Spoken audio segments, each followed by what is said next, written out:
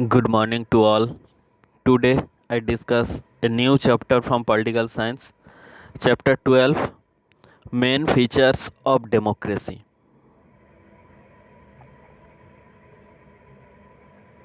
In this chapter we learn about the democracy and its features. At first, what is democracy. हम लोगों को पहले ये जानना चाहिए इस चैप्टर को एक्सप्लेन करने से पहले कि डेमोक्रेसी होता क्या है। आप लोग ऑलरेडी क्लास 8 में पढ़ चुके हो डिफरेंट टाइप ऑफ गवर्नमेंट के बारे में। डेमोक्रेटिक गवर्नमेंट, ऑटोक्रेसी गवर्नमेंट, बहुत सारा अलग अलग गवर्नमेंट के बारे में आप लोग पढ़ चुके हो।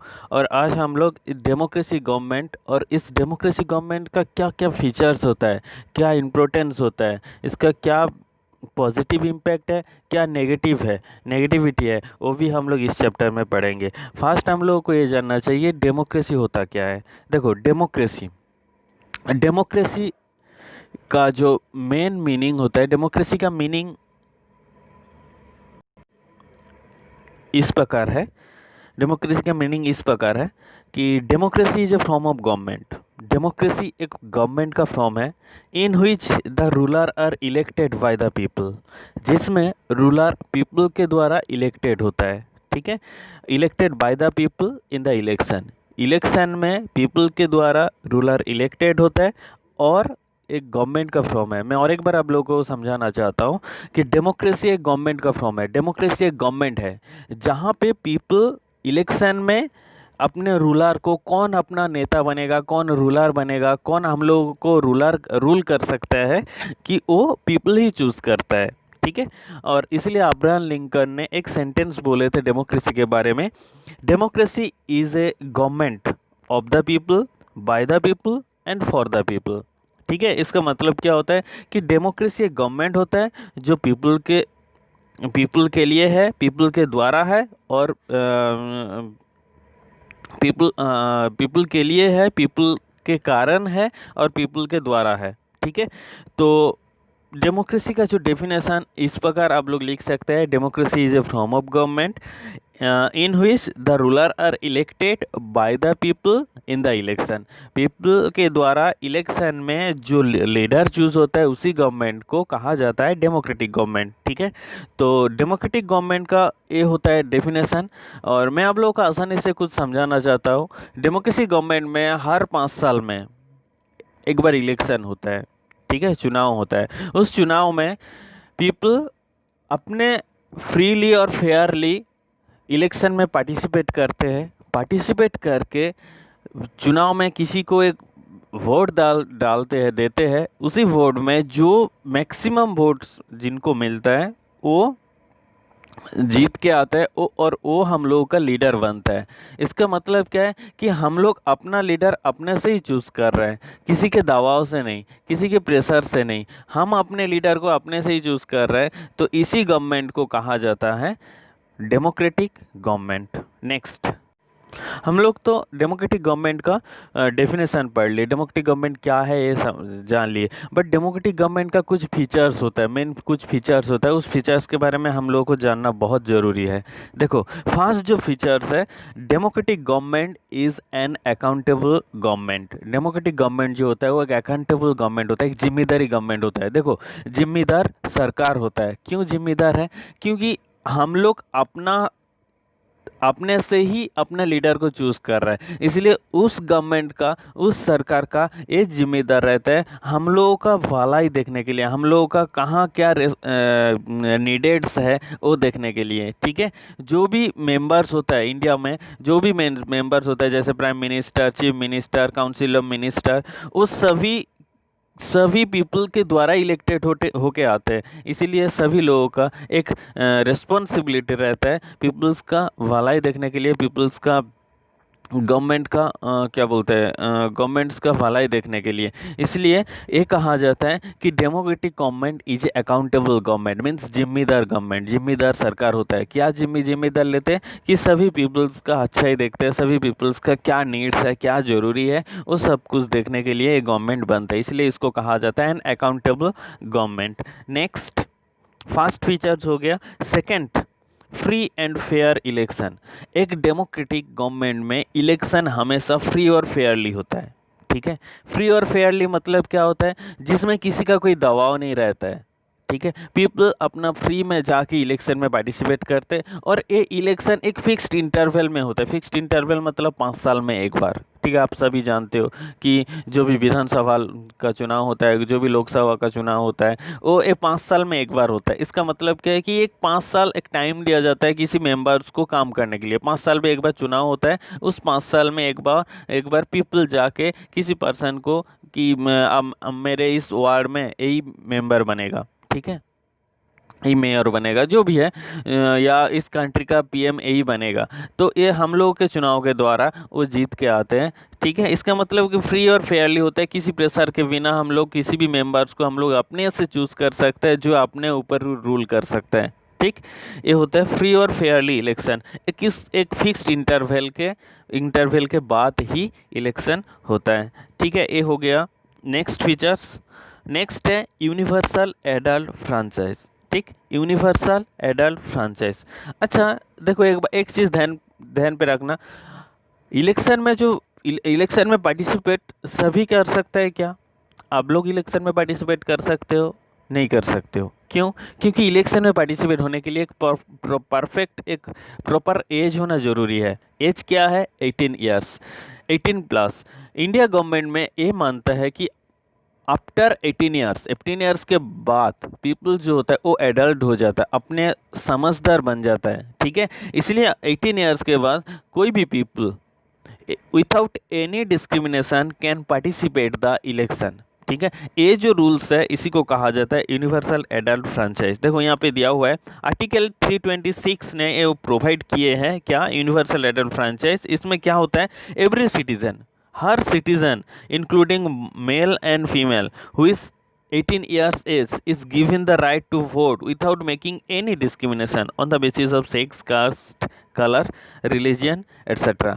कोई भी पर्सन, वो कोई भी कास्ट का हो, कोई भी रिलीजियन का हो, कोई भी कलर्स का हो, कोई भी क्या बोलते हैं, कोई भी पर्सन हो, ठीक है, कोई भी लैंग्वेज का पीपल हो, वो किसी भी डिस्क्रिमिनेशन के बिना वो इलेक्शन में पार्टिसिपेट कर सकता है, जो इंडिया का पीपल है और 18 ईयर्स के ऊपर है, ठीक है। ये जो राइट्स है इसको कहा जाता है यूनिवर्सल एडल्ट फ्रेंचाइज। इसका मतलब क्या है कि 18 ईयर्स से पहले कोई भी पीपल इलेक्शन में पार्टिसिपेट कर सकता है, ठीक है। इसको यूनिवर्सल एडल्ट फ्रेंचाइज या शॉर्ट में यूएफवी कहा जाता है, ठीक। नेक्स्ट है पीपल पार्टिसिपेशन। देखो इस फोटो में आप लोगों को दिख रहा है पीपल पार्टिसिपेशन। इसका मतलब क्या है कि हर इंसान डेमोक्रेटिक कंट्री में पार्टिसिपेट करता है। कैसे पार्टिसिपेट करता है कि वो अपने महत्वपूर्ण वोट दे के, वो अपने इम्पोर्टेंट वोट दे के पीपल्स को, किसी पर्सन को जिता के लाते हैं जो अपना लीडर बनेगा। इसलिए हर पीपल का एक पार्टिसिपेंट रहता है डेमोक्रेसी कंट्री में, ठीक है। हर पीपल का एक पार्टिसिपेशन रहता है डेमोक्रेसी कंट्री में कि वो उस कंट्री का, उस देश का कौन लीडर बनेगा या अपना कौन लीडर बनेगा। इसलिए यहाँ डेमोक्रेटिक कंट्री में हर पीपल का पार्टिसिपेशन रहता है, ठीक है। और सिटीजन भी एक इम्पोर्टेंट रोल रहता है किसी लॉ को मेकिंग और इम्प्लीमेंट करने के लिए। इसलिए डेमोक्रेसी कंट्री में पीपल्स बहुत ज़्यादा, पीपल्स ही मेन है, ठीक है। देखो हम लोग डेमोक्रेटिक कंट्री में, इंडिया एक डेमोक्रेटिक कंट्री में है, डेमोक्रेटिक कंट्री में पीपल ही मेन है, ठीक। कंट्री की लीडर मेन नहीं है, लीडर जो चलता है वो पीपल्स के कारण ही चलता है, ठीक। इसीलिए पीपल्स का पार्टिसिपेशन डेमोक्रेटिक कंट्री में बहुत ही महत्वपूर्ण है, ठीक। Next rule of law. देखो डेमोक्रेटिक कंट्री में मेन जो कैरेक्टरिस्टिक्स है वो होता है rule of law. Rule of law क्या होता है? एक डेमोक्रेटिक कंट्री जो परफॉर्म करता है, वो जो रनिंग होता है, वो जो फंक्शनिंग होता है, all function are run by the law, ठीक है, या विद द लॉ। देखो हमारी कंट्री में कॉन्स्टिट्यूशन है। कॉन्स्टिट्यूशन क्या होता है? रूल एंड रेगुलेशन जिसमें रहता है, और उस रूल एंड रेगुलेशन के मुताबिक हमारी कंट्री चलते हैं, ठीक है, कुछ आर्टिकल्स रहता है, कुछ राइट्स रहता है, और उस रूल्स एंड रेगुलेशन के द्वारा हमारी कंट्री रनिंग होता है, हमारी कंट्री फंक्शन होता है। इसका मतलब क्या होता है, डेमोक्रेटिक कंट्री का एक सबसे बड़ा महत्वपूर्ण कैरेक्टरिस्टिक्स ये है कि उस कंट्री का एक रूल एंड रेगुलेशन रहता है, और उस रूल एंड रेगुलेशन को सभी को रेस्पेक्ट करना पड़ता है, सभी को मानना पड़ता है। ठीक है, और किसी ने भी उस अगेंस्ट में गए, उस लॉ के अगेंस्ट में गए, तो उनको पनिशमेंट मिलता है। ठीक, और ये पनिशमेंट भी सभी को बराबर रहता है, किसी को क्या बोलते हैं, सबको इक्वल्स रहता है। ठीक, रूल एंड लॉ का और एक बार मैं एक्सप्लेन कर देता हूँ। Rule and law means democratic country में एक और एक इम्पोर्टेंट कैरेक्टरिस्टिक्स ये है कि डेमोक्रेटिक कंट्री जो चलता है, जो रनिंग होता है, जो फंक्शनिंग होता है, वो होता है लॉ के द्वारा। ठीक है, कानून के द्वारा। ठीक, और वो कानून डेमोक्रेटिक कंट्री का मेन स्तंभ है, मेन फंक्शन है, मेन थिंग्स है जिसके द्वारा उस कंट्री रूल होता है। नेक्स्ट नेक्स्ट है रिस्पेक्ट फॉर लॉ। देखो, रिस्पेक्ट फॉर लॉ, मैं इससे पहले ही जो फीचर्स मैंने बताया कि डेमोक्रेटिक कंट्री में कुछ रूल रहता है, कुछ लॉ रहता है, और उस लॉ को मेंटेन करना, उस लॉ को मानना सबको ही जिम्मेदारी, सबको ही जरूरी है। इसलिए उस लॉ को रिस्पेक्ट करना ही सबका क्या बोलते हैं, सबका रिस्पॉन्सिबिलिटी है। ठीक है, इसीलिए कहा जाता है कि डेमोक्रेटिक कंट्री में लॉ को रिस्पेक्ट करना सभी का जिम्मेदार होता है। ठीक, नेक्स्ट देखो, रिस्पेक्ट ऑफ लॉ, सबके लिए कानून बराबर है। ठीक है, कोई किसी भी पर्सन हो, कोई भी कास्ट का हो, मेल हो, फीमेल हो, कोई भी कास्ट का हो, कोई भी रिलीजियन का हो, कोई भी लैंग्वेज का पीपल हो, किसी भी एरिया का पीपल हो, सबके लिए कानून एक बराबर है। ठीक है, और सबको कानून, सभी पर्सन को कानून को रिस्पेक्ट करना जरूरी है। कोई इसको लॉ को नहीं मानता है तो उसको पनिशमेंट मिलता है, और सबके लिए बराबर है। Next, human rights. Democracy country human के द्वारा बनता है, पीपल के द्वारा बनता है, इसलिए डेमोक्रेटिक कंट्री में पीपल्स के लिए बहुत सारा राइट्स प्रोवाइड किया गया है, बहुत सारा राइट्स दिया। आप सभी क्लास 8 में पढ़े हो ह्यूमन राइट्स के बारे में। ठीक है, टोटल 6 राइट्स प्रोवाइड किए हैं, जैसे right to equality, right to against exploitation, right to religion, ये बहुत सारा इक्वल, राइट टू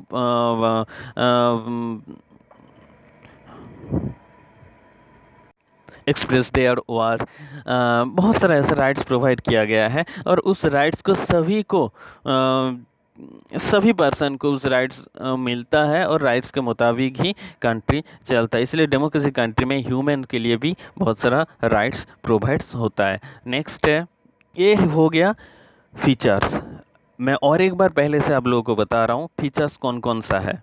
ठीक, क्योंकि ये फीचर्स एग्जाम में पूछता है। फर्स्ट मैंने बताया था एन अकाउंटेबल गवर्नमेंट।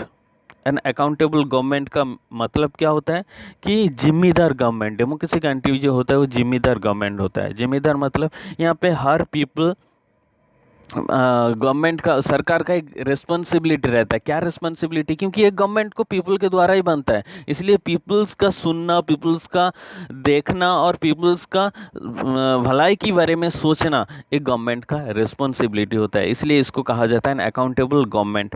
नेक्स्ट है फ्री एंड फेयर इलेक्शन। ठीक, डेमोक्रेसी कंट्री में एक फ्री एंड फेयर इलेक्शन होता है। ठीक है, जिसमें ना कोई किसी भी तरीके से कोई डुप्लिसिटी नहीं होता है, किसी के ऊपर ना कोई प्रेशर होता है, और सभी पीपल्स को एक इक्वल बराबर क्या बोलते हैं, इक्वली मिलता है इलेक्शन में पार्टिसिपेट करने के लिए, और फ्री और फेयरली इलेक्शन होता है। और ये फ्री और फेयरली जो इलेक्शन होता है वो एक फिक्स्ड इंटरवल में होता है, इलेक्शन आफ्टर फिक्स्ड इंटरवल। ठीक है, ये थर्ड फीचर्स है। ठीक, फ्री और फेयर इलेक्शन सेकेंड, और fix election after fixed interval, एक फिक्स्ड इंटरवल के बाद इलेक्शन होता है, और उस इलेक्शन में जो जीत के आते हैं वो कंट्री का लीडर बनता है। ठीक, नेक्स्ट फीचर्स है यूनिवर्सल एडल्ट फ्रेंचाइज। इसका मतलब है after the age of 18 years every people, every person can participate the election without any discrimination. ठीक, किसी भी कास्ट का हो, किसी भी धर्म का हो, किसी भी लैंग्वेज का हो, किसी भी रिलीजियन, किसी भी क्या बोलते हैं, किसी भी सेक्स का हो, कोई भी पर्सन इलेक्शन में पार्टिसिपेट कर सकता है जिसका एज 18 ईयर से ऊपर होगा। ठीक, वो इलेक्शन में पार्टिसिपेट कर सकता है, वो यूनिवर्सल एडल्ट फ्रेंचाइज। ठीक, नेक्स्ट है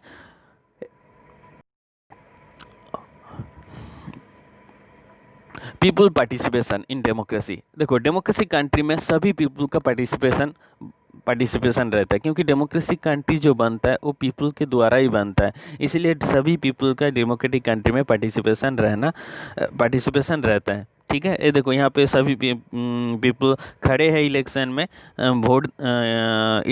वोट देने के लिए। ठीक है, क्योंकि पीपल पार्टिसिपेशन डेमोक्रेटिक कंट्री में बहुत ज़रूरी है। Next, rule of law. Democracy country जो रूल होता है वो किसी लॉ के द्वारा रूल होता है। ठीक है, इसलिए लॉ डेमोक्रेटिक कंट्री में जो लॉ रहता है वो किसी लॉ के द्वारा रूल होता है, और डेमोक्रेसी कंट्री किसी लॉ के हिसाब से फंक्शनिंग होता है, चलता है, इसलिए डेमोक्रेसी कंट्री में जो लॉ होता है वो बहुत ज़रूरी होता है। ठीक, नेक्स्ट है respect for law. Democracy country में जो भी लॉ रहता है उसको रिस्पेक्ट करना हर पीपल को जिम्मेदारी है। कोई भी इसको ना माने तो उसको पनिशमेंट मिलता है, उसको सज़ा मिलता है, और वो इक्वली है, वो सभी पर्सन के लिए बराबर है, किसी के लिए भी ये भेदभाव नहीं कर सकते। ठीक है, क्योंकि ये लॉ बराबर है सबके लिए। और नेक्स्ट है human rights. Human rights means democracy country में ह्यूमन्स को बहुत सारा राइट्स मिलता है। ठीक है, अधिकार रहता है ह्यूमन्स का। ठीक है, और उस अधिकार के हिसाब से ह्यूमन करते हैं। ये हो गया डेमोक्रेटिक कंट्री का फीचर्स, ये आप लोगों को याद रखना है। ठीक है, नेक्स्ट है देखो every human has rights. Next है आर्गूमेंट फॉर डेमोक्रेसी। अच्छा,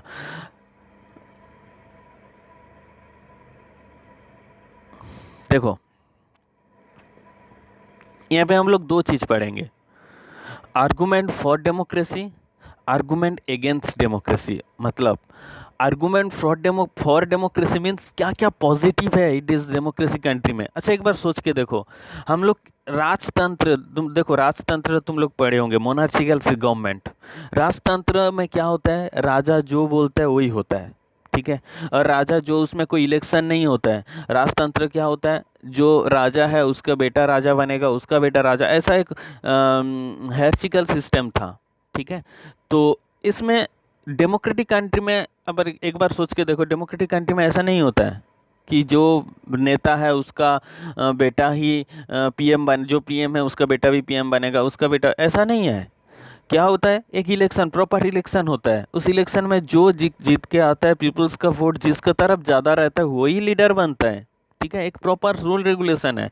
इसलिए एक बार सोच के देखो, डेमोक्रेटिक गवर्नमेंट अच्छा है कि खराब है, या अच्छा है तो क्या क्या अच्छा है, या खराब है तो क्या क्या खराब है। अभी हम लोग पढ़ेंगे against argument for democracy. Democracy के लिए, डेमोक्रेसी में क्या क्या पॉजिटिविटी है। देखो, first, a democratic government is a better government. It is a more accountable for form of government.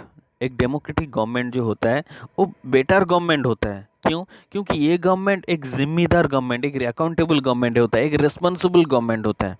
ठीक है, क्योंकि देखो दुनिया में जितना भी गवर्नमेंट हो, मोनार्चिकल गवर्नमेंट, ऑटोक्रेसी गवर्नमेंट, जितना भी गवर्नमेंट हो, सबसे जो बेटर गवर्नमेंट होता है वो डेमोक्रेटिक गवर्नमेंट होता है। क्यों? क्योंकि यहाँ पे पीपल्स का ही चलता है। ठीक है, क्योंकि पीपल्स चाहे तो एक नेता को क्या बोलता है, लीडर बना सकता है, नहीं तो उसको हटा भी सकता है।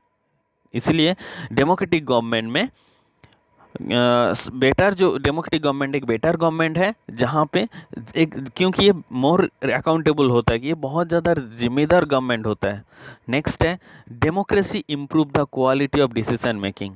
डेमोक्रेसी क्या होता है, पीपल्स का जो क्या बोलते हैं डिसीजन होता है, पीपल्स का डिसीजन ही मेन डिसीजन होता है। ठीक है, यहाँ पे पीपल्स का डिसीजन के बिना और किसी का, जो भी जनता है, जो भी आम आदमी है, उसका डिसीजन ही लिया जाता है, और इसके बिना और किसी का डिसीजन नहीं चलता है। Next, democracy provide a method to deals with difference and conflicts. Democracy में क्या होता है, कोई भी डिफरेंसेस हो, कोई भी कॉन्फ्लिक्ट हो, वो क्या होता है, वो डील्स के बिना, एक प्रॉपर डील्स के बिना, डील्स के द्वारा ही होता है।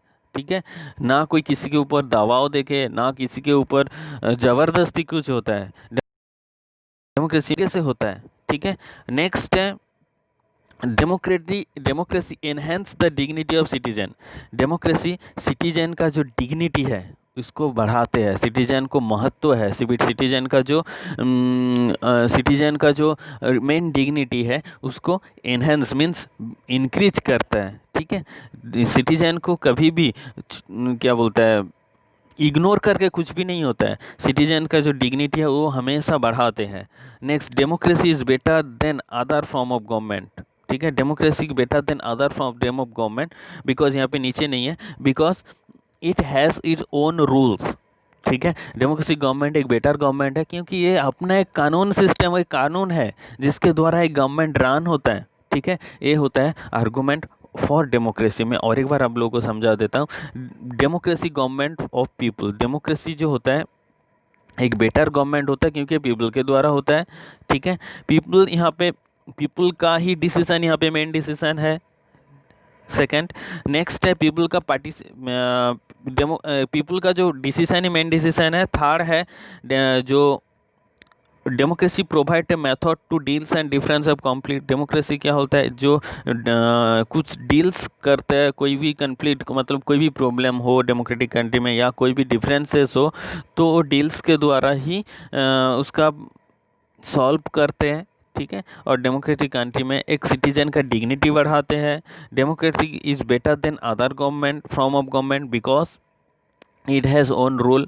डेमोक्रेसी में, डेमोक्रेटिक कंट्री में एक बेटर गवर्नमेंट होता है क्योंकि एक अपना रूल्स होता है। ठीक है, ये हो गया आर्गूमेंट फॉर डेमोक्रेसी। देखो डेमोक्रेसी में तो बहुत अच्छा है, क्यों अच्छा है, क्योंकि पीपल को साथ चलता है, पीपल को लेके चलते हैं। ठीक है, लेकिन डेमोक्रेसी में भी कुछ प्रॉब्लम है, कुछ नेगेटिविटी है। क्या नेगेटिविटी है, देखो आर्गुमेंट अगेंस्ट डेमोक्रेसी। डेमोक्रेसी में क्या क्या नेगेटिविटी है, एक बार सोचो। डेमोक्रेसी में क्या होता है, 5 साल में एक बार लीडर चेंज हो जाता है, होता है क्योंकि 5 साल में शायद वो काम नहीं किए तो उसको जनता क्या करता है, उसको चेंज करके दूसरे को वोट देते हैं और दूसरा लीडर बन के आता है। इसका मतलब क्या है, कोई भी लीडर का पॉलिटिकल स्टेबिलिटी नहीं है। इसका मतलब क्या है, आज ये लीडर है, 2 दिन बाद दूसरा कोई लीडर है। ठीक है, इसीलिए डेमोक्रेटिक कंट्री में कोई भी लीडर का पॉलिटिकल स्टेबिलिटी नहीं है, इसका मतलब पॉलिटिकल इनस्टेबिलिटी है। Next, a democracy is based on the concept of proper decision and debate through any decision takes more time. Thus any decision take more time. देखो डेमोक्रेसी डिसीजन में, democratic country में जो भी decision लिया जाता है वो का बहुत लॉन्ग टाइम हो जाता है। ठीक है, लॉन्ग टाइम लेके लेते हैं, इसीलिए डेमोक्रेसी जो कंट्री होता है वो डिसीजन तुरंत नहीं होता है, वो बहुत सारा लोकसभा राज्यसभा, वो बहुत सारा क्या बोलते हैं पार्लियामेंट में उसको डिबेट में बहुत काफ़ी टाइम लग जाता है, इसलिए डिसीजन लेने के लिए बहुत टाइम लगता है। नेक्स्ट है the elected delegates do not know the best voters which leads to unfavourable decision. जिसको हम लोग इलेक्शन में जिता के लाते हैं वो पीपल्स का क्या बेनिफिट है, क्या नीड्स है, उसको पता ही नहीं रहता है। ठीक है, जिसलिए जो भी डिसीजन वो लेते हो फेवरेट नहीं रहते हैं। ठीक है, और एक बात ये है, डेमोक्रेसी कंट्री में जो इलेक्शन होता है वो जो इलेक्शन करवाते हैं वो बेसिकली पॉलिटिकल, बहुत ज़्यादा पॉलिटिकल बैटल होता है। पॉलिटिकल बैटल मतलब आपस में दो पॉलिटिकल पार्टी के बीच में लड़ाई होता है, बहुत सारा पावर प्ले होता है। इसीलिए पॉलिटिकल डेमोक्रेसी कंट्री की ये सबसे बड़ा नेगेटिव पॉइंट है क्या, कि डेमोक्रेसी कंट्री में जो इलेक्शन होता है उसमें बहुत लड़ाई होता है, बहुत देखो यहाँ पे दिया हुआ है, in democracy every political party struggle only for their success. Democracy में हर पॉलिटिकल पार्टी स्ट्रगल करते हैं अपना सक्सेस के लिए, by restricting the scope of morality. उन लोग अपने मोरल के बारे में नहीं सोच के, कंट्री की मोरालिटी के बारे में नहीं सोच के, सिर्फ पॉलिटिकल अपने पोजीशन को रखने के लिए बहुत स्ट्रगल करते हैं। ये और एक पॉइंट है डेमोक्रेसी कंट्री का, नेगेटिव पॉइंट है। Next, election is the basis of democracy, thus the nominee try to buy vote and in long term they lead to corruption in the society. देखो आप सभी जानते हो इलेक्शन जब आते हैं, इलेक्शन आने से पहले हर घर में पैसा दे जाते हैं, कोई सामान दे जाते हैं, बट इलेक्शन डेमोक्रेटिक कंट्री में इलेक्शन ऐसा नहीं होता है। डेमोक्रेटिक कंट्री में पॉलिटिकल लीडर अपने को पोजीशन पाने के लिए, अपने को जीतने के लिए वो ऐसा सब करते हैं। बट डेमोक्रेसी कंट्री में ऐसा नहीं होता है। डेमोक्रेसी कंट्री ऐसा होना चाहिए फ्री और फेयर इलेक्शन। मैं पहले ही बोल चुका हूँ, फ्री और फेयर मतलब वहाँ पे कोई भी करप्शन नहीं होना चाहिए। बट डेमोक्रेटिक कंट्री में जो भी लीडर वो इलेक्शन से पहले से ही करप्शन करते हैं। कहाँ? वो इलेक्शन से पहले जीतने के लिए हर घर घर में पैसा देते हैं, हर घर घर में सामान देते हैं, ठीक है। बट और ये तो इलेक्शन से पहले हो गया। जीतने के बाद भी क्या करते, कोई भी काम करने के कारण कोई भी उसमें बहुत लूटते हैं, बहुत करप्टेड होता है, ठीक है। तो सभी नहीं होता है, मैक्सिमम होता है। बट ऐसा नहीं होना चाहिए। डेमोक्रेटिक कंट्री में ऐसा होना चाहिए कि जो भी हो पीपल के भलाई के लिए हो। बट जो भी लीडर बनता है वो सभी अपने भलाई के बारे में सोचता है, पीपल के भलाई के बारे में सोचता नहीं है। पीपल के भलाई के बारे में सोचता है कब? इलेक्शन से पहले। बट जीतने के बाद पीपल के भलाई के बारे में नहीं सोचता, अपने भलाई के बारे में सोचता है। इसलिए ये सब नेगेटिव पॉइंट है डेमोक्रेसी कंट्री का। तो डेमोक्रेसी कंट्री का पॉजिटिव और नेगेटिव दोनों मैं बताया, तो दोनों के बारे में हम लोग पढ़िएगा। और इस चैप्टर में इतना ही है, ठीक है, इतना ही है, इससे ज़्यादा नहीं है। तो और एक बार मैं शुरू से आप लोगों को बोल देता हूँ इस चैप्टर में क्या क्या हम लोग पढ़े हैं। फर्स्ट हम लोग पढ़े थे व्हाट इज़ डेमोक्रेसी। डेमोक्रेसी क्या है, ठीक है, इसके बारे में हम लोग पढ़े थे। इसका डेफिनेशन ऐसा ही लिखना है आप लोगों को। Democracy is a form of government in which the ruler are elected by the people in the election, ठीक है। इलेक्शन के द्वारा जब कोई भी रूलर चूज करके आते हैं उस गवर्नमेंट को डेमोक्रेटिक गवर्नमेंट कहा जाता है। अब्राहम लिंकन में डेमोक्रेसी गवर्नमेंट का एक बारे में बताया था। Democracy is A government of people, of the people, bye the people, for the people. इसके बारे में हम लोग मैं बताया था। नेक्स्ट बताया था फीचर्स ऑफ डेमोक्रेसी। फीचर्स में क्या क्या बताया? An first features an accountable government. Second features free and fair election. Third features election after fixed interval. Fourth features universal adult franchise. Fifth features people participation in democracy. Sixth features the rule of law. Seventh features respect for the law. And eighth features human right in democracy, ठीक है। ये अब लोगों का ये है features of democracy. और next है argument for democracy and argument against democracy. Argument for democracy means क्या पॉजिटिविटी है। पॉजिटिविटी में क्या है कि पीपल का पास राइट्स रहता है, बहुत सारा पीपल अपने लीडर को चूज़ करके लाते हैं, यहाँ पे एक फ्री और फेयरली इलेक्शन होता है, ठीक है। ये सब पॉजिटिव है। नेगेटिव में क्या बताया कि जो भी पॉलिटिकल लीडर होता है वो इंस्टेबिलिटी है, ठीक है। और पॉलिटिकल में बेसिकली इलेक्शन में बेसिकली पावर प्ले होता है और पॉलिटिकल बैटल होता है। और क्या नेगेटिविटी है? जो भी डिसीजन में होता है वो बहुत लॉन्ग टाइम ले लेते हैं डिसीजन लेने के लिए। और इसमें जो फ्री और फेयर इलेक्शन नहीं होता है, इसमें क्या बोलते हैं, पॉलिटिकल लीडर जो होता है वो पावर को पाने के लिए वो करप्टेड मेथड यूज करते हैं, ठीक है। ये सब नेगेटिविटी है। तो यहाँ पे इसी चैप्टर से सिर्फ 4 चीज़ पढ़ना है। क्या है? डेमोक्रेसी का डेफिनेशन, डेमोक्रेसी का फीचर्स, डेमोक्रेसी का पॉजिटिव और डेमोक्रेसी का नेगेटिविटी, ठीक है। सिर्फ 4 आप लोगों को पढ़ना है, बस ये चैप्टर कंप्लीट है। एक्सरसाइज क्वेश्चन मैं आप लोगों को भेज दूंगा, ठीक है। एक्सरसाइज क्वेश्चन में यहाँ पे जो चूज़ द करेक्ट ऑप्शन है वो आपने से ही करना, जो मैंने समझाया वो आपने से ही आप लोगों को करना है, बहुत ही इजी है, ठीक है। बाकी जो भी आंसर द फॉलोइंग क्वेश्चन जो है वो मैं नोट्स में भेज दूंगा। Thank you. Next day.